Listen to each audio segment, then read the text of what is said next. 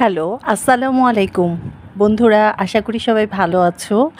আজকে আমি তোমাদেরকে একটা মজার রেসিপি সম্পর্কে বলবো। এটা হলো লইট্টা ফ্রাই। এটা আ আসলে আমরা যারা উত্তরবঙ্গের ওরা মানে কখনো তেমন বেশি খায় না। কিন্তু যারা মানে চিটাং কক্সবাজারের লোক এদের কাছে এটা খুবই পছন্দের খাবার। তো যেহেতু আমার শ্বশুরবাড়ি চিটাগাংয়ে, সো ওখান থেকে আমি শিখেছি এটা খাওয়া। তো আমি তোমাদেরকে দেখাচ্ছি আজকে কিভাবে আমি লইট্টা ফ্রাই করেছি।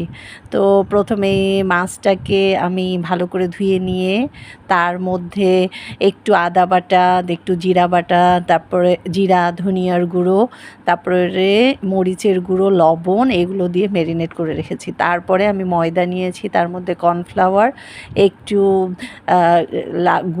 গোলমরিচের গুঁড়ো নিয়েছি, মরিচের গুঁড়ো দিয়ে ময়দাটাকে মেখে নিয়েছি। এইটা আমার শাশুড়িকে দেখেছি সুজি দিয়েও করে। সুজি দিয়ে ইয়েটা করে, আবার বেসন দিয়েও করা যায়, আসলে যে যেভাবে খেতে পছন্দ করে।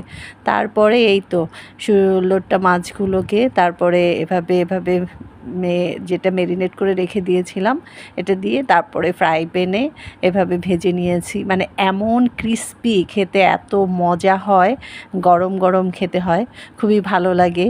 তো তোমরাও এটা মানে যারা উত্তরবঙ্গের কখনো খাওনি তারা এটা ট্রাই করে দেখতে পারো।